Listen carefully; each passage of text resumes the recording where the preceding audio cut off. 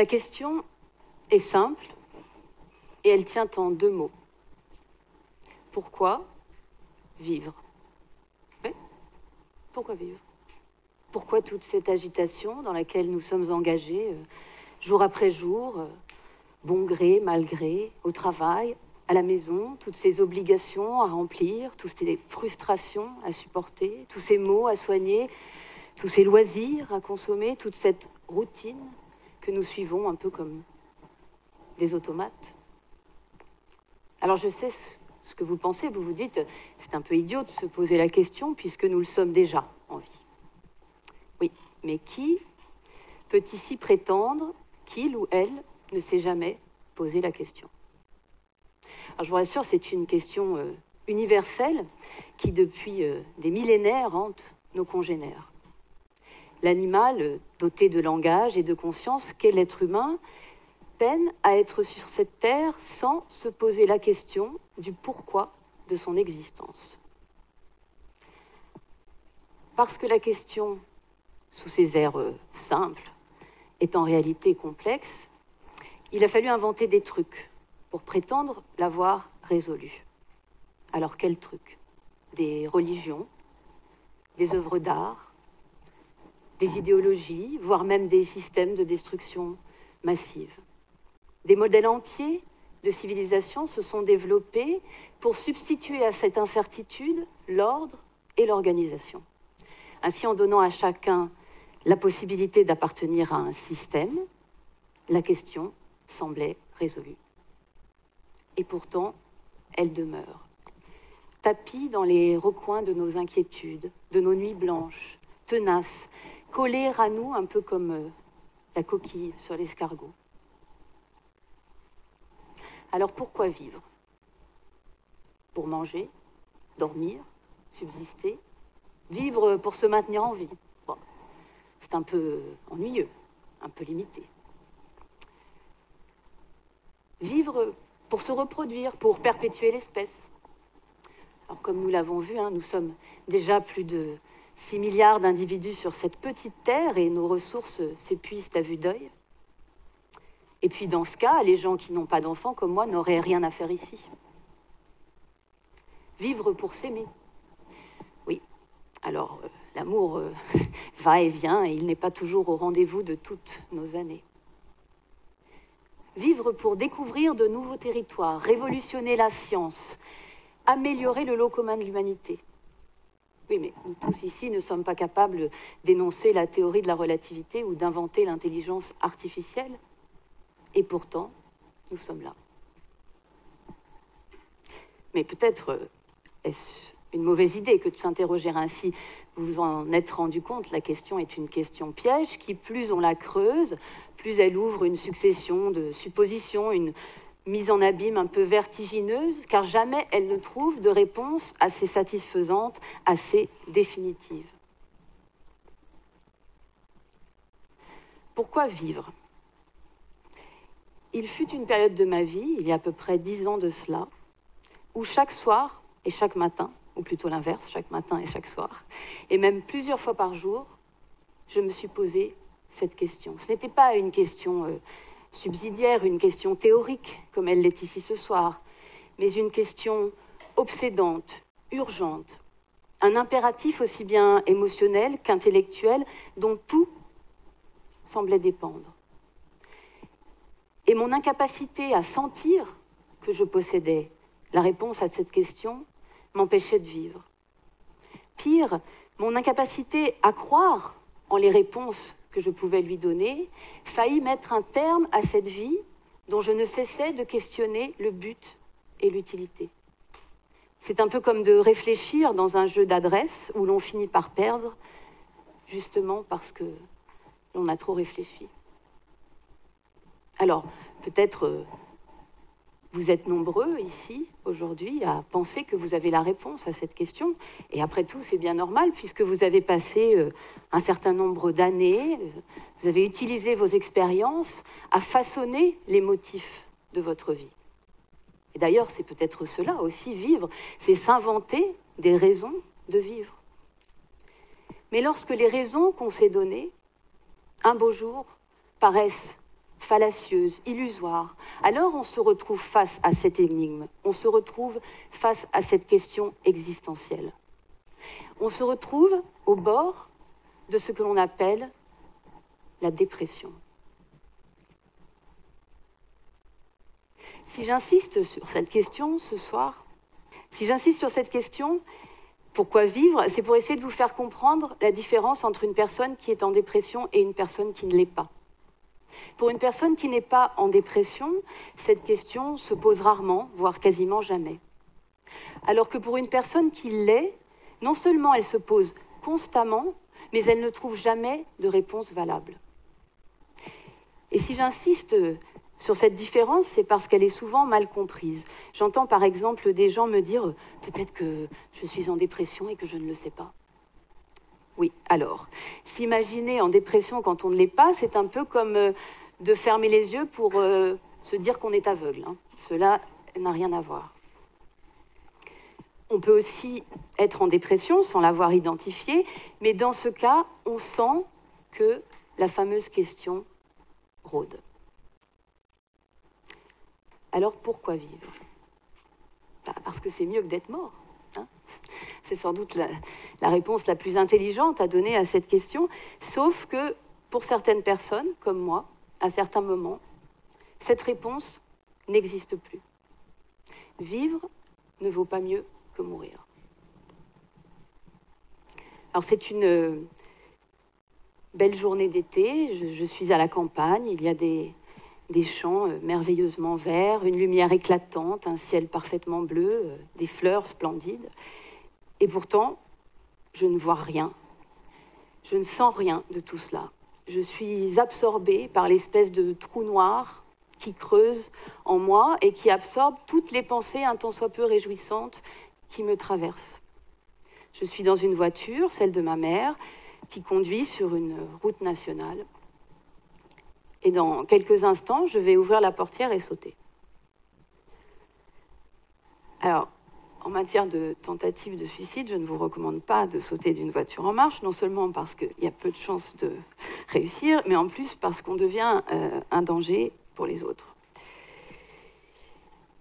Et pourtant, je l'ai fait, bien que j'ai eu terriblement peur de mourir, mais je l'ai fait parce qu'à cet instant, cela me semblait la seule délivrance à la souffrance. Parce que la souffrance, contrairement à la mort, vous tue à petit feu. Le problème avec le terme souffrance, c'est qu'il est appliqué un peu à toutes sortes de douleurs. Et le problème avec la souffrance de la dépression, c'est qu'elle est presque indescriptible. Ce n'est pas une douleur physique au sens littéral du terme, c'est-à-dire qu'il n'y a pas de radio, il n'y a pas de scanner pour la localiser. C'est plutôt, si j'essaye de la décrire, une sorte de plaie émotionnelle profonde qui se rouvre à chaque tentative de cicatrisation. Le plaisir est le baume que nous appliquons sur nos peines et nos angoisses pour les atténuer. Sauf que dans la dépression, le plaisir n'advient plus. Et sans ce plaisir, la souffrance se répand et se nourrit de sa propre propagation. Et à force de se propager, eh bien, elle finit par détraquer certains métabolismes cérébraux.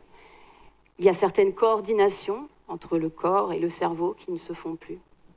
Et la pensée, en quelque sorte, si je peux dire, abandonne le corps comme un vieux chien sur le bord d'un fossé. Et l'on a beau essayer de trouver les appuis habituels, ils n'existent tout simplement plus. Alors on est en vie, hein, mais l'on n'est plus vivant.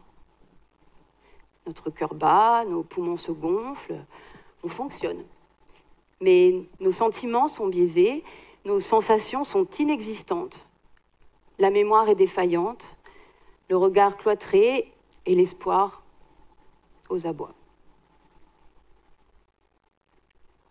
Pour ceux qui ont eu la chance de ne pas la connaître, la dépression est, à mon avis, presque inconcevable. Ce que j'ai vécu, pour ma part, surpasse tout ce que je pouvais en imaginer auparavant, avant d'avoir connu la dépression. La dépression est souvent vue comme un état d'âme, un spleen, un manque de détermination ou un égocentrisme exacerbé ou un apitoiement sur soi. La dépression, et j'insiste sur ce point, est une maladie.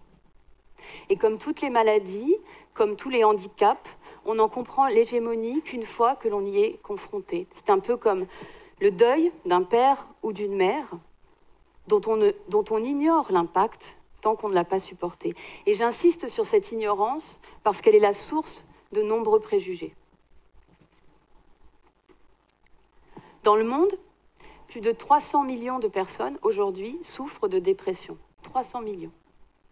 L'OMS, l'Organisation mondiale de la santé, estime qu'en 2020, c'est-à-dire dans 2 ans, un peu moins, la dépression sera la 2e cause de mortalité dans le monde, après les maladies cardiovasculaires. Déjà, aujourd'hui, 800 000 personnes se suicident par an. Et pourtant, la dépression demeure un tabou, quelque chose que l'on préfère tenir caché, par peur d'en être stigmatisé pour toujours. Et c'est un risque, effectivement, puisque certaines personnes pensent encore que la dépression est une faiblesse de caractère. Comme mon oncle, par exemple, qui me répétait, lorsque j'étais en dépression, « Oh, mais tu t'écoutes trop, tu t'écoutes trop ». Un jour, j'ai fini par lui dire que ce n'est pas que je m'écoutais trop, c'est que je ne m'entendais plus. Et puis, il y a ceux qui pensent que la dépression est un défaut de compétence, comme ce DRH qui, lors d'un entretien d'embauche, me demanda si ma dépression n'allait pas saper ma légitimité auprès de mes collègues. Ce à quoi je répondis que l'épreuve de la dépression valait bien un diplôme. Puis il y a ceux, enfin, qui pensent que la dépression est un déficit de volonté, comme cet ami qui me dit que j'étais seule à pouvoir m'en sortir, puisque tout dépendait de moi. Tout dépendait de moi. Mais qui était ce moi pour s'infliger un tourment si cruel? Il devait être plutôt sadique. Mais je me suis dit qu'il valait sans doute mieux penser que ce puits de souffrance que j'étais devenue ne reflétait aucunement les aberrations et les défaillances de mon environnement. La dépression ne s'arrête pas du jour au lendemain. Et il faut la combattre. Et pour la combattre, aucune aide n'est superflue, contrairement à ce que pensait mon ami. Même s'ils ne comprennent pas très bien notre état, nos proches, les gens qui nous entourent, peuvent être, par leur présence, leur sollicitude, leur amour, leur humour, un signal d'un possible retour à la normale. En pleine mer, en pleine nuit, ce phare que nous voyons au loin nous indique qu'à cet endroit existe la terre ferme. Le phare n'est pas une bouée, il n'est pas un canot de sauvetage, mais pourtant, en le voyant, nous allons continuer à nager et nous n'allons pas nous noyer. Et progressivement, mètre après mètre, nous allons regagner la rive. Et nos proches, comme ce phare, nous indiquent la bonne direction. Parce que dans la bataille qui s'engage contre la dépression, ce dont on manque le plus cruellement, c'est de points de repère. Ce n'est pas que l'on ne veut pas agir, mais les actions envisagées paraissent inconséquentes, inutiles. C'est un peu comme si notre paysage intérieur avait été rasé. Tout y est plat, tout s'y vaut, tout y est figé. C'est un peu comme une plaine aride sur laquelle plus rien ne peut pousser. Ce n'est pas que l'on ne veut pas aller mieux. Il y a des gens qui me disaient cela, tu ne veux pas aller mieux. Ce n'est pas que l'on ne veut pas aller mieux, bien sûr, que l'on voudrait aller mieux, mais l'on ne sait pas comment. On ne sait pas comment trouver les chemins pour contourner son indifférence, les tours de passe-passe pour transformer le désespoir en émerveillement. En chacun de nous, vous l'avez peut-être remarqué, vit ce que j'appelle un alchimiste, qui, par le pouvoir de l'imagination, peut redorer notre univers. Cet alchimiste est capable de révéler le comique de nos déceptions, Il est capable de redonner des couleurs à notre avenir. Mais quand cet alchimiste perd son pouvoir, que se passe-t-il? La cible favorite de la dépression, la capacité à laquelle elle s'attaque en premier est l'imagination. Dans la dépression, l'imagination s'éteint. On n'imagine plus ce que l'on pourrait faire, ce que l'on pourrait être, ce que l'on pourrait vouloir ou désirer. On n'imagine plus rien. Parce qu'elle est un ressassement morbide, il est tentant d'assimiler la dépression à une maladie mentale, à une maladie de la tête, alors que c'est le corps entier qu'elle rend impotent. C'est le corps aussi qui en est la victime parce qu'il maigrit, parce qu'il se fatigue, parce qu'il perd son énergie. Et pour ma part, c'est le jour où j'ai compris que je devais regagner mon corps que ma guérison a commencé. Essayer de trouver des raisons de la dépression, des raisons de vivre ne m'avait amené qu'à tourner en rond. Je devais sortir de ma tête, de mes ressassements, de mes amertumes, de mes regrets, pour regagner ce corps, lui redonner vie et me consacrer à lui un peu comme le ferait une athlète. La sagesse populaire veut que ce soit les gens, les ratés, ceux qui n'ont pas eu de chance dans la vie, qui tombent en dépression. Mais rien n'est plus faux. Vous pouvez aller sur Wikipédia, il y a une page sur laquelle il y a une liste de personnes célèbres, de personnalités célèbres, donc ni trop ratées et plutôt gâtées, qui connaissent ou ont connu une dépression. Et parmi eux, il y a un homme qui a accompli une prouesse dont peu d'entre nous peuvent se vanter. Il a marché sur la Lune. Alors vous reconnaîtrez que ceci nécessite une certaine détermination et résistance. Et pourtant, Buzz Aldrin, le deuxième homme à avoir marché sur la Lune, quand il rentra de mission, tomba en dépression. Il avait réalisé son rêve, il était un héros aux États-Unis. La dépression sévit dans tous les milieux, dans toutes les classes sociales. Et même si certaines personnes y sont prédisposées génétiquement,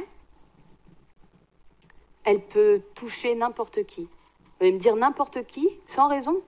Oui, je le crois, sans raison, immuable et déterminante. Parce que la dépression n'a pas de raison. Elle n'a que des facteurs favorisants. Un licenciement, un accident grave, un deuil peuvent évidemment créer un terrain favorable. Mais ils ne conduiront pas nécessairement à la dépression. Il y a un poète que vous connaissez peut-être, qui s'appelle Rainer Maria Rilke, qui a dit cette chose sur la dépression. La dépression n'a pas de particularité déterminante, elle adopte les particularités de ceux qu'elle attaque. Vous connaissez peut-être aussi l'histoire du pont de Basse-Chêne. C'est un pont près d'Angers qui, en 1850, s'est écroulé au moment où le 3e régiment d'infanterie légère y défilait. Alors le poids des soldats était bien inférieur à la résistance du pont, et pourtant le pont s'est écroulé. Pourquoi il s'est écroulé? Parce que la cadence de la marche des soldats a créé une onde sonore qui est entrée en résonance avec le tablier du pont, qui alors s'est écroulé. C'est une concordance de faits qui, entrant en résonance avec une faiblesse singulière de l'individu, initie chez lui la dépression. Alors la dépression m'a appris certaines choses, mais elle m'a appris aussi une chose essentielle. La culpabilité peut faire de nous des esclaves qui ne savent même pas par où passe leur chaîne. Parce que c'est souvent avec nous-mêmes que nous sommes les moins tolérants. Et la dépression devient dès lors une prison à laquelle une voix cruelle nous condamne, un tombeau que nous préférons à l'échec ou à l'impuissance. Alors si je suis devant vous aujourd'hui, c'est en tant que rescapée de moi-même. Je ne suis pas morte, mais une résistance a disparu. Une résistance que je croyais indispensable pour être moi-même. À mon avis, toute épreuve nous apprend que pour ne pas succomber, il faut changer. Savoir comment et la difficulté, de quels attachements, de quelles croyances chères nous devons nous dessaisir. Comment consentir à perdre ce dont la perte nous semblait jusqu'alors insupportable.